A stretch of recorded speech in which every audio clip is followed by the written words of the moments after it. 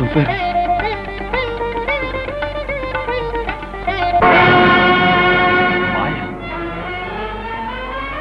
మాయకు మోసపోయా. శివ, పరమేశ, నీకర్పితమైనట్టి మనసు నాకే తెలియకుండా మోసములో పడి మోహపాశానికి చిక్కి అపవిత్రమైపోయింది. అయ్యో, నేనెంత శివాపచారం అనరించాను, ఎంత శివాపచారం అనరించాను. దీనికి ప్రాయశ్చిత్తమే లేదు. శివ, ఇంక నీకర్పించటికి పాపాత్ముని ప్రాణపుష్పం ఒక్కటి. స్వీకరించు, భక్తితో నీకర్పిస్తాను. స్వీకరించు తండ్రి, స్వీకరించు, స్వీకరించు, స్వీకరించు, స్వీకరించు.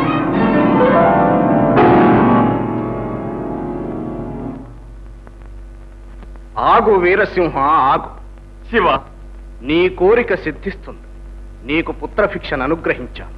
ధన్యుణ్ణి ప్రభు, ధన్యుణ్ణి. అయినా తపస్సు చేస్తున్న కాలంలో నీ మనస్సు చెంచలముంది వికారం పొందుట చేత ఆ నీ పుత్రుడు దైవాన్నే మరిచి కాముకుడైపోతాడు. అంతే. అయ్యో పరమేశ్వర, ఇష్టాన్నం పెట్టి పైన మన్ను చల్లేదవా? కరుణాసాగర, గంగాధర. శంకర, భక్తవత్సల, శరణాగత రక్షక, ఆర్తుల మొరలన్నీ తీర్చను నీవు కాక మరెవ్వరు. కృపచూపు తండ్రి, కృపచూపు.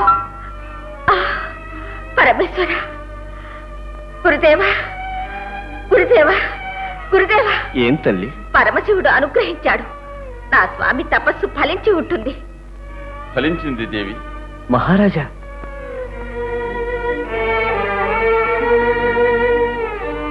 దీర్ఘాయుష్మాన్ భవ. ఆశీనులవండి. మహారాజా, ఈ కన్నీరెందుకు స్వామి? ఏమి చెప్పను దేవి, మన వరపుత్రుడు దైవాన్నే మరిచి కాముకుడవుతాడని ఆ శివుడు శాపమిచ్చాడు. కారణం? అప్పటి నా మనోదౌర్బల్యమే. గురుదేవా, గురుదేవా. చింతించకు మహారాజా.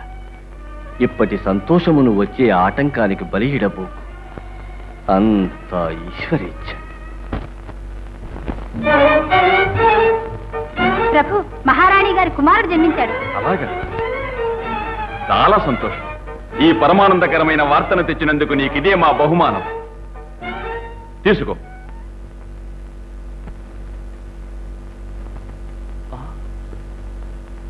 జ్యోతిషులు, ఉన్నట్లుండి మీ ముఖమిట్లు వాడినదేమి?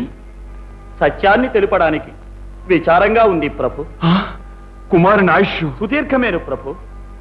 పూర్ణాయుష్యవంతుడే. మరి ఇకనేమి? అరిష్టాంశలో జనించిన ఈ జాతకుని వల్లను తల్లిదండ్రులకును బంధుమిత్రులకు ప్రజాకోటికి దీనివల్ల ఇబ్బందులే కాని సుఖం లేదంటూ తెలియబడుతోంది ప్రభు. దీనికి శాంతి రూపమైన నివారణోపాయాలే లేవా? జాతకుడు తల్లిదండ్రుల నుంచి వేరుగా పెరుగు ఉపాయం ఒక్కటే నివారణోపాయం. గురుదేవ, ఎంత విషమ పరిస్థితి! కన్ను విడని పశుకూన కదా, అటువంటి బాలుని తల్లి నుండి వేరుపరచడం సాధ్యమా? అట్టి దుర్భర స్థితిలో రానికి ప్రమాదమేదేనా? రాజా, ఆమెకే ప్రమాదమూ ఉండదు.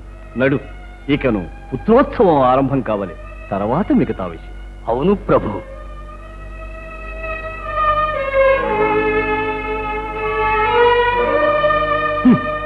పుత్రోత్సవం.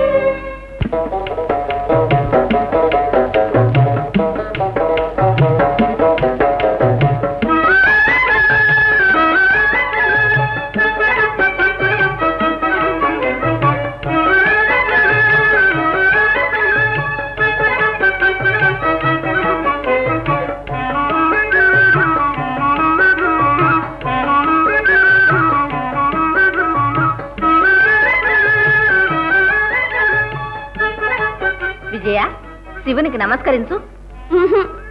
విజయ, అలా ఎన్నడూ అనకూడదు నాయనా. నమస్కరించు.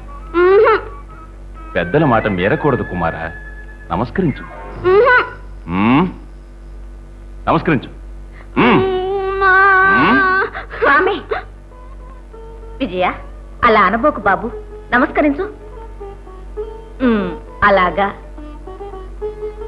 విజయ విజయ విక్రమా.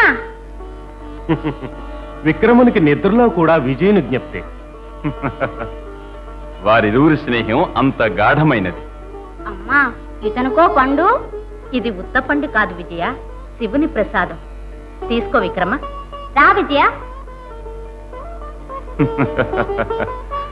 భావి మహారాజు, భావి సేనాని.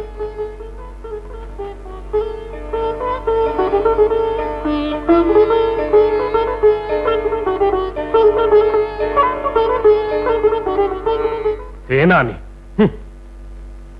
సింహపురి సింహాసనం ఏనాటికైనా నా సంతతికి చెంది తీరాలి.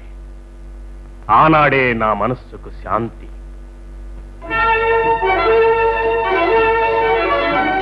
అయ్యో అయ్యో అయ్యో అయ్యో అయ్యో అయ్యో రాజకుమార, నందీశ్వరుడి మీద అలాగా కాళ్ళు పెట్టకూడదు. నందికే పండికే పాపా, భలే భలే చక్కగా అన్నా విజయ. రాజకుమార, మహానంది శివుని వాహనం. వానికి నీవు అపచారము చేస్తే శివునికి మహా కోపం వస్తుంది. వస్తే ఏం చేస్తానండి? తప్పు పనులు చేస్తే శిక్ష తప్పదు.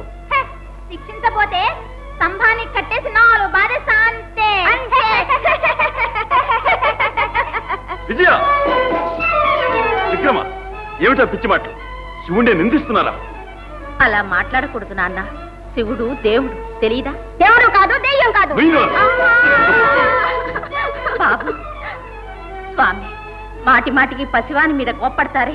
ఊరుకోదేవి, తప్పు పనులు చేసే పిల్లలను శిక్షించుకుంటే వారు బుద్ధిమంతులు కాలేరు. ఇంకా చిన్న వయసు. అవును, చిన్న వయసు నుంచి పిల్లలకు సరైన శిక్షణ ఇచ్చుటే కదా పెద్దవారి కర్తవ్యం. మహామంత్రి, విజయుని రేపు గురుకులానికి పంపించాలి. అన్నీ సిద్ధపరచండి.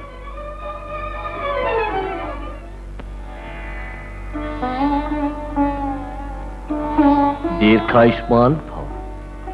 గురుదేవ, ఇక ముందు మీరే వానికి దిక్కు. వేప చెట్టులోని చేదు తీసివేసి మామిడి మొక్కగా మార్చి పెంచు బాధ్యతంతా తమది. ఈశ్వర సంకల్పం. రా విజయ. అమ్మా విజయ, ఇక ముందు గురుదేవులే నీ తల్లి, తండ్రి, గురువులు సకలము. వెళ్ళి బాబు. అమ్మా విజయ, స్వామి, పసిపిల్లవాడి మీద కోపం ఎందుకు?